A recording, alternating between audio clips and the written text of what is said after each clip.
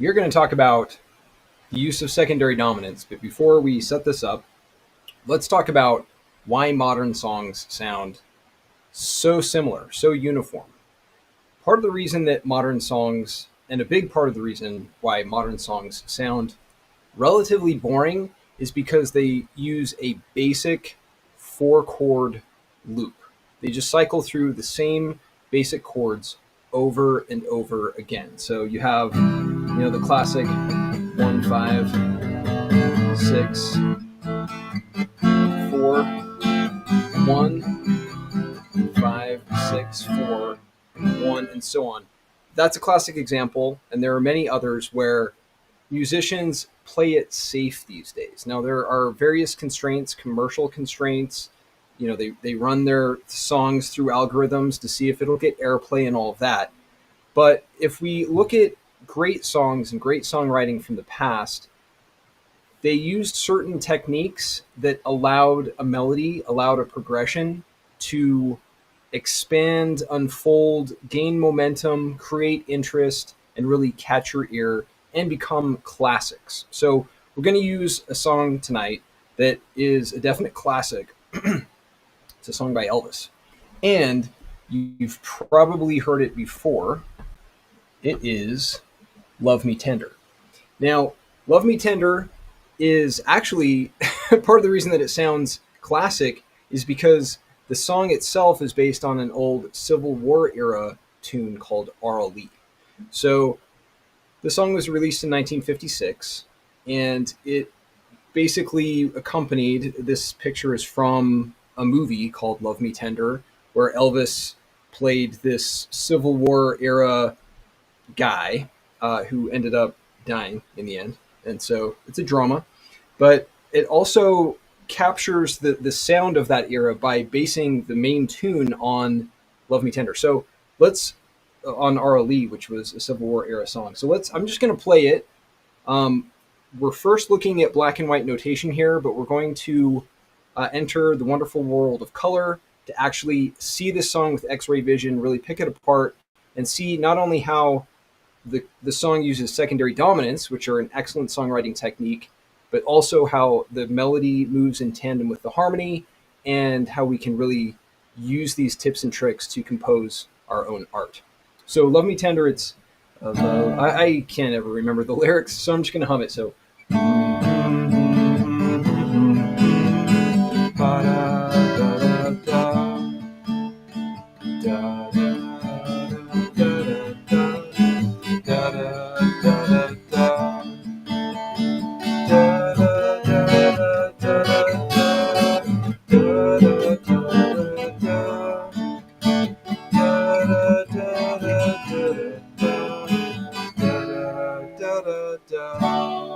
and you can see from the chord pattern here that we're clearly breaking beyond the bounds of four basic chords. We're not keeping to a tight, safe loop of all chords within a single key that sound good. We're actually using chords from various keys, various areas of the circle of fifths, and we're going to be looking at how this chord progression moves through harmonic space. But before we get there, let us pull up the song in color. Now, the way that I colorize this is using, I went to colormusicnotation.com, and the render tool that Jake has built, definitely check it out if you haven't seen it already. I basically fed a black and white score, Love Me Tender in black and white, and it converted it within seconds to this color notation, which, like I say, is like X-ray vision. It allows us to see the song not only as uniform black dots to tell us monkey see, monkey do style, how to simply find the notes and play them, but now we can actually see the relationships between these pitches and see what's going on here. Now, what's cool, if you'll notice here, that there are a couple things going on. One, we have the melody, right? So the melody as it appears on the staff lines. And then we also have the tab. So Jake just added the tab feature, and so the render tool will convert tab into color as well. So I used to poo-poo tab before this because I was like, tab is like definitely not illuminating the actual patterns. It's literally just telling your finger where to press the frets on the strings. But now you can actually see why you're playing these certain notes, and we're going to get into that here, why these are the particular notes used in this melody, and then we'll also get into the secondary dominants and how the song was composed in a really cool way. So notice, if you're only familiar with tab, which is a much more accessible system of playing, I'm just going to play this pattern here. It's second fret, third string. So A, D, C sharp, D, E, B, E, D, C sharp, B, C sharp, D. So I basically just played this pattern right here on tab. And while tab makes it easy to just find the specific notes, the cool thing is you can see the correlation. There's an A note, a D note, a C sharp note, a D note. And so here it's more clear than ever that tab is just mirroring the notes that you play in notation. So whereas tab, like I say, was a simple barrier to entry, in notation it was a little harder because you had to learn the meaning of where the notes fall on the staves. Because we're using the colors and shapes, not just as a memorization mechanism, but to actually see the relationships between these notes, it's a lot easier to see why we're playing these notes. So I'm just going to play this pattern, and you can get a feel for the melody. It's D or A, D, C sharp, D, E, B, E, D, C sharp, B, C sharp, D. You repeat that a couple times, and then you go to F sharp, F sharp, F sharp, F sharp. Lots of F sharps with these green squares. F sharp, F sharp, E, D, E, F sharp, F sharp, F sharp, G, F sharp, E, B, E, D, D, D, D, D, D. Where's it go? Oh, D, C sharp, F sharp, E, D. Okay, so that's the melody that we're playing here. And I was referring to the tablature. I could be referring to the notes and play the same notes on the keyboard. It's the cool thing is that these colors on the fretboard match the colors or on the keyboard, match those on the fretboard, match the patterns on the tab or on the notation. It's all the same thing. And again, it's not just that it's a uniform interface between these different areas, whether it's the sheet music, the fretboard, or the keyboard, but it's also showing why we're playing these particular notes. So let's look at why we're playing these particular notes.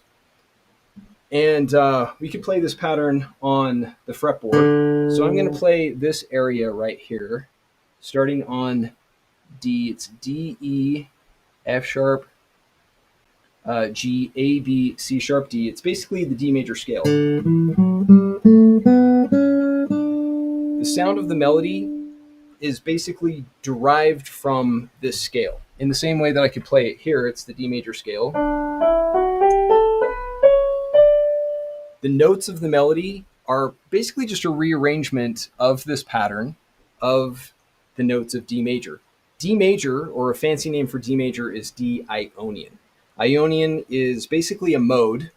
It's just a pattern in music that sounds bright, happy, joyful, celebratory, positive, and stable.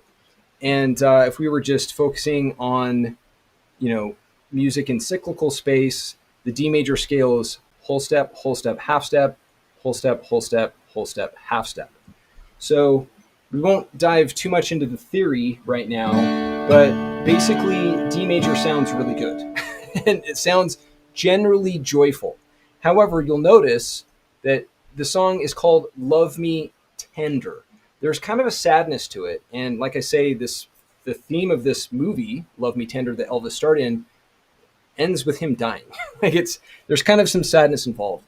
And that nuance, that emotional complexity is made possible through the use of these secondary dominants and chords that are from outside of Ionian or the major key proper, right? So we're working with a really simple melody. It's a melody from the Civil War era. And we're going to look now at the chord progression and all of these diagrams, by the way, are going to be added to the post in Locals in the community at mikegeorge.locals.com. So you can play along, dissect this, and absorb it at your own pace. Let's see. Oh, let me just jump into the comments here. Linderman, hey, are we nerding out? I'm late. Love this channel. Yeah, we are definitely nerding out. We are getting into the ins and outs of secondary dominants and their use in this song. I'm happy that you're here, and we're gonna geek out together. So James Venn, apparently neoclassical guitar, similar to Baroque music on electrical guitar, operates around secondary dominants.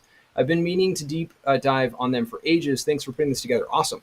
Yeah, secondary dominants are kind of the key to making songs more interesting. So let's see what this looks like in practice. I'm going to pull up the melody. And so I stripped out the tablature and we're just looking at the notation. But as you saw with the tablature, it follows the same notes, it's the same patterns, just depicted in a different way. But what's cool here is you can start to see why the chords. So the chords are D major, E7, A7, and D. So I'm playing these chords at the top here. And then the chord progression gets a little crazy on the second line here where it's D, F sharp, major 7, and then B minor, D7, G minor, D, and then D, B7, E7, A7, and D. So we're gonna pick out the secondary dominants here so that you'll know what to look for and why they were included. But before we look at that specifically, I just want to point something out, which is really important when it comes to songwriting and why certain chords are used to support a melody in the first place. So check this out. You'll notice that the colors highlight why these chords are supporting the melody in particular. Notice that this part of the melody right here is A, D, C sharp, D. Notice how we repeat D a couple of times, and it's reinforced by the fact that the D note shows up in the D major chord in that first segment of the melody. Those two bits, the melody and the chord, that include a lot of D notes, it's not coincidental. It's because the harmony supports the melody. Likewise, when we move to an E7 chord, this yellow square, you can notice how E shows up a couple of times, and there's also a B note, which is also in the E7 chord. So E7 is the perfect chord to support those notes in the melody, which are basically just picked out from the chord. And then if we go down the line, you'll notice A7 includes a C sharp note. There's a C sharp right there. But D and B are not part of that chord. So it's ba-da, ba-da. So it's, well, C sharp does show up in that chord. And the reason that these notes work is because they're sometimes called passing tones. They basically help us get to and from notes that are part of the underlying harmony. And because they're part of the scale, D and B are part of the D major scale, and they're right near that C sharp note, they sound compatible. They work, although they're not technically part of the chord. And then when we get to the D note, or the D chord and the D note, they both include a D. So basically, and the same idea applies as you go through the whole song. I'm not going to go through each one in that much detail, but again, you'll find this PDF in the community where we're playing da da da da da da da da da da da. So the cool thing about the colors is they highlight why the notes and chords go together, because they're basically derived from the same underlying pattern, which in this case is the D major scale or the D Ionian mode. So, hey, it's cool to have you on. Thank you for joining, and it's fun to geek out together as we're picking apart this song. So check this out. Now, I'm going to undo some of my notes here, or some of my scribbles, and you're going to see we're going to start to pick out the secondary dominants. So notice that there are some chords that are not technically part of the key. And to have that stand out, I'm going to pull up the chord map.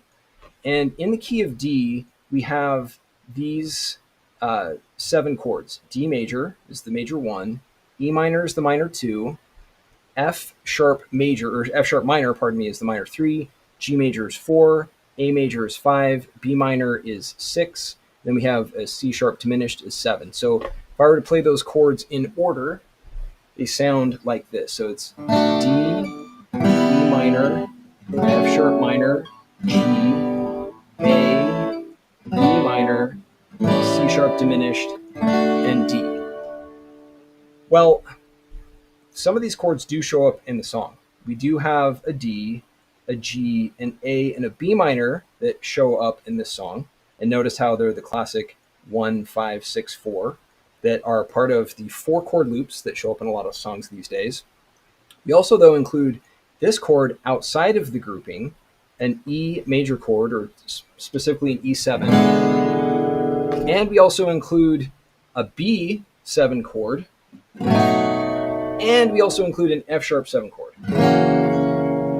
So we include 3 chords that are outside of the key. Why is that? How are they compatible? Well, it turns out they're secondary dominants. In the key of D, the dominant is just to the right. It's the 5 chord. So D is the tonic. It's the point of resolution. A is the 5. Notice how A resolves to 5. And E, likewise, is the dominant, or in this case, the secondary dominant to A. And so E7 goes to A, which goes to D. So as we're going around or backwards in the circle of fifths, counterclockwise or anti-clockwise, from E to A to D, it's a secondary dominant. So this is the 5 of 5 to the 1. We also sometimes include the 6 chord, which is the 5 of the 2, which in turn is the dominant to the 1. So it's a B7 chord leads to the E7 chord, which leads to the A chord, which leads to the D chord. And then a couple of times we include this B minor chord, and this F sharp 7 chord is the secondary dominant to the 6. So the major 3 is the 5 of 6, and so it sounds nice because that F sharp wants to resolve to the B minor, which makes its way back to another chord in the song. So when we see these chords outside of the key, it's because they're secondary dominants. Now let's look at that in the context of this song, and you'll see where they are within the song. So we have this E7, which is a secondary dominant, and it resolves to the dominant chord, the 5 of the song, eventually to make its way to D. Then we have this major 3 chord, which also is a secondary dominant, and that's because it makes its way to the minor 6 chord, which makes its way to D. And then we also have this major 6 chord, which makes its way to the secondary dominant of A, which is 2 secondary dominants in a row, ultimately to resolve on the D or the tonic. So let's skip these secondary dominants. So see the ones that I've boxed here. I'm going to play the progression, and notice how the song would work without the secondary dominants, but it's just not as interesting. Okay, so I'm going to play the progression here, for example, and I'm going to start with, I'm going to play D, and then I'm just going to skip E and play A to D. Then I'm going to go D, skip the F sharp, go just straight to B minor, and then also, skip all of the boxed chords. Okay, so it's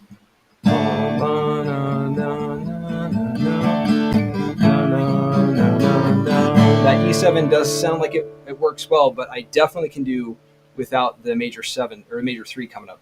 Ba, da, da, da, na, na, na, na, na, na, na.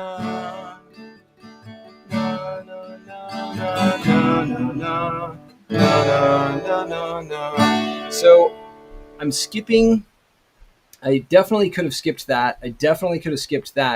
And the reason that they work is because basically what happened is RLE, like I say, was a melody from the Civil War era. In 1956, the producers of this film, the producers of this song, dusted off this old melody and they're like, oh, this is a good song. Let's throw in some secondary dominants, which are a little, for lack of a better term, jazzier or just more harmonically interesting. Let's kind of jazz it up a little bit. Throw in these secondary dominants, and they're going to sound a little more modern to the 1956 ears. And we're going to breathe new life into this song. So that's exactly what they did. They basically were like, hey, we have enough time to just inject a little bit of harmonic variety here. And so that's why they just threw in this F sharp 7 chord. So again, I'm going to play this little segment right here. I'm going to zoom in so you can see it. I'm going to play this segment right there, but without the F sharp 7. So it's D, B minor, D. So now I'm going to inject this F sharp 7, and it's going to, there's more movement. So it's da, da, da, da, da, da, da. It's like, oh, that kind of like was interesting. And again, it works because it's compatible. F sharp 7 leads to B minor, which is related to D. D and B minor are similar because they share 2 notes in common. They have an F sharp and a D. F sharp and D show up in both of those chords. So B minor and D are very compatible. And so F sharp is a friend of a friend. Even though it's outside of the key of D, it's probably easier to show it in the circle of fifths. Even though F sharp is outside the key of D, it is friends with B minor, which is closely related to D, and therefore it works. It's a friend of the tonic. So if it was a club, it's kind of like saying, hey, the bouncer, I'm going to let you in because you're friends with the host of this party, the host being D in this case. I'm just going to jump into the comments and see Maxerator, you said, you need to make a video on how colors work in your system. All your videos assumes everyone knows what the colors are showing. That is a good point, is I am basing much of what I'm saying on an assumption of those colors.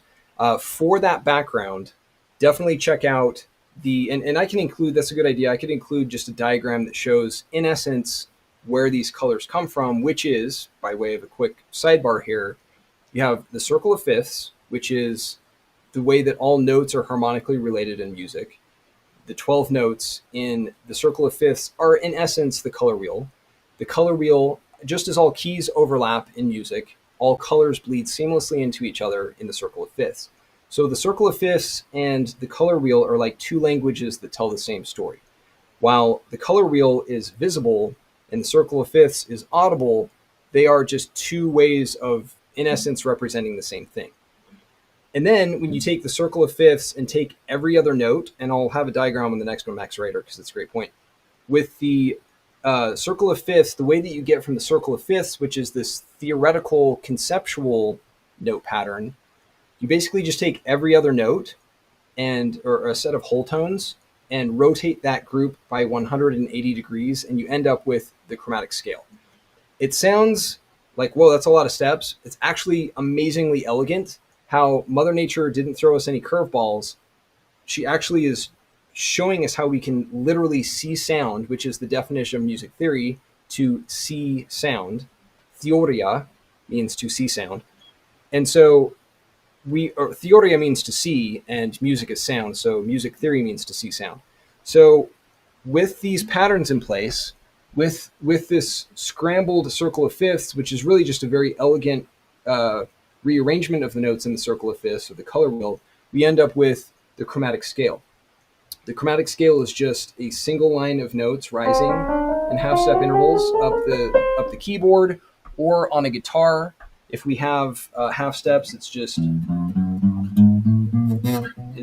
the chromatic scale, and then every string is its own chromatic scale. So we're working with these patterns to literally see music with the kind of X-ray vision. So yeah, I could include a diagram that explains that, and it's a quick overview that I'm giving right now. Definitely check out my videos where I explain that in much more detail, but that is at least a synopsis of how these colors work. Okay, Traveler, it's cool to have you on from Tulsa, Oklahoma. Welcome. And let's look again at this diagram of chords. So in essence, Elvis didn't write the songs to my knowledge, but the people who he worked with did. And they took this melody. It's a very simple melody, right? You just have a bunch of repeating notes in this case. It's amazing how just playing F sharp, na na na na na na na, we're literally just playing the same F sharp note, and along with that, we're playing na na na na na na na. Now, notice that that F sharp note is compatible with those chords because it shows up in all of them. D, the D major chord has an F sharp. The F sharp major chord, of course, has an F sharp. You also have B minor has an F sharp, and then again, D7 has an F sharp. So F sharp, the note in the melody, is appearing in all of the chords that go with that melody. So da, da, da, da, da, da, da, da, da, da, right? Now, it's interesting how not all of the notes necessarily are in the chords, like I say. We have some passing tones here, which are not in the chord up above, just as E is not in G minor. But this D is kind of like what we're leading to in that little segment of the melody. So these passing tones get us there and get us out. And then we, again, sync up the chords and the melody to have it line up. Now, if we were using black and white notation or just traditional black dots and traditional diagrams, black dots, I would be like, hey, notice how this one black dot is the same as that black dot, but this black dot doesn't show up in those black dots. Like it would be a much more convoluted conversation because the black dots of traditional diagrams, of traditional notation, are just a museum piece. Frankly, they've been outmoded. They don't really serve the purpose that they're supposed to, which again, music theory, music is sound. Theoria means to see, to look at, view, or see. So music theory is to see sound. So if we're using uniform black dots in the form of chord diagrams, in the form of notation, then our sight is basically like working with Braille. It's not exactly a crystal clear picture, whereas with the color, we are actually seeing the patterns. And to Max Rader's point, these colors are not arbitrary. This isn't rainbows and butterflies. We're actually using the relationship between the circle of fifths and the color wheel, and as those colors appear in the chromatic scale, to then see these relationships. Now, we're talking about individual notes and their connections between the melody and the notes within a harmony. But again, with the circle of fifths, we can start to see from a broader perspective or a little more zoomed out how chords in all keys interrelate and work together, are positioned in relation to each other, to start to see, well, yeah, we're not just throwing in some chords that sound good. I mean, yeah, we are. Like those chords sound good, but why?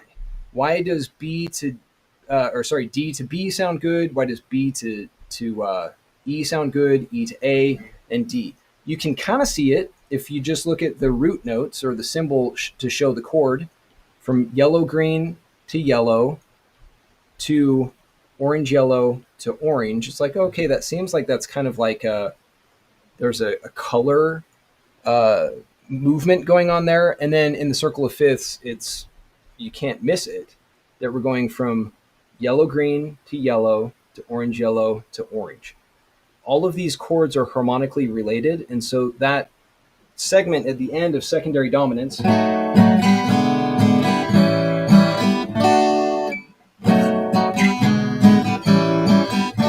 that chord progression alone is more adventurous than a lot of songs you hear today. So it's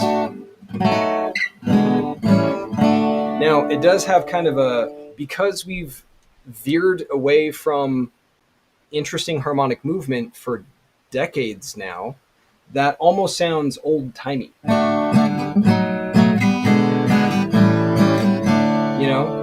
It might sound almost quaint or archaic, but that's only because our ears have gotten used to very almost bland. And I don't mean to just bag on modern music, because there's some really good songs, but I mean, you can hear it. It's like, it's not very adventurous. They're playing it very, very, very safe. And safe isn't always where the best art comes in, right? Playing it, getting not risky, or just exploring and creative is creative and art should go together. And so I think it's time for some old timey progressions like this to come into play, and it's really just using concepts like secondary dominance. So, like I say, this diagram is, I'm going to be posting this without all the scribbles, so you can look at it yourself and really like play with it and see. Yeah, I can see how, you know, the notes of the melody do correspond with the notes of the harmony, but also just kind of playing around and getting a feel for this movement. This just shows the chord progressions more concisely, and how the secondary dominants come into play.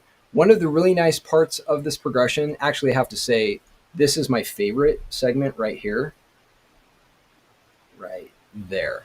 So it just has such interesting movement. Not only do we have the secondary dominant of the 5 of 6, but we also have this 5 of 5. The D7 chord is also basically the dominant to the 4 chord, and I'll show that in the circle of fifths here in just one sec. And then we go from a 4 to a minor 4, and then back to 1. Let's, la, la, la, la, la, la, la, la, la, la. So let's see what the hell is going on here with that, because that is some interesting movement. And if we look at the circle of fifths, what we have here is, like we said, the 1 to the 5 of 6. So even though we're eventually making our way just right there, it seems like a detour. Like we're like, wait, whoa, we zigged when we thought we were going to zag. We went way over here, but it's because there's this, almost like if we thought of it as a wormhole within harmonic space, it's this connection point where we can jump from way over here within the universe of harmonic space, like a wormhole, over to this area of the universe, which is closely related to the tonic. So we go boom, and then it just jumps us right there, and then back to 1. That's that progression of 1, 5 of 6 to 6, and then we go to the 1-7.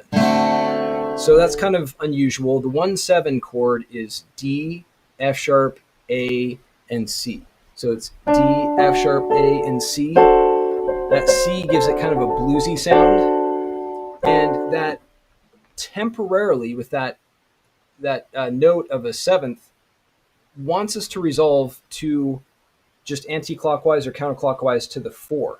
Just as the dominant resolves to the tonic, the secondary dominant resolves to the dominant, and so on, the tonic actually resolves to this 4 chord. So we very briefly kind of move us over to this G major, and then we go to a G minor over here from the parallel Aeolian mode.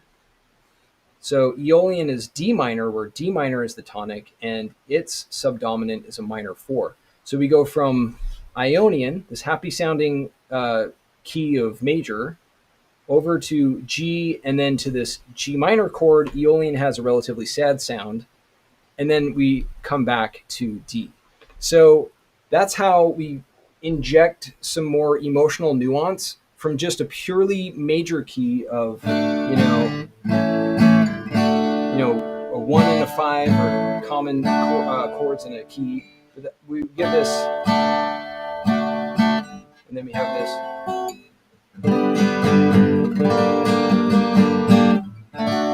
So that minor chord is like, ooh, we brought the mood down a little bit. We're almost foreshadowing, like in the song of, or in the movie of Love Me Tender, that Elvis's character is going to die. There's that a little bit of sadness, a little pensive, wistful sound, and then we come back to major again. So it's pretty cool, actually, how we can use chords to manipulate our emotions, in essence, where these harmonies have certain qualities, but we're not just picking major and minor chords out of nowhere. We're basing it on actual relationships within the circle of fifths and the way they're connected.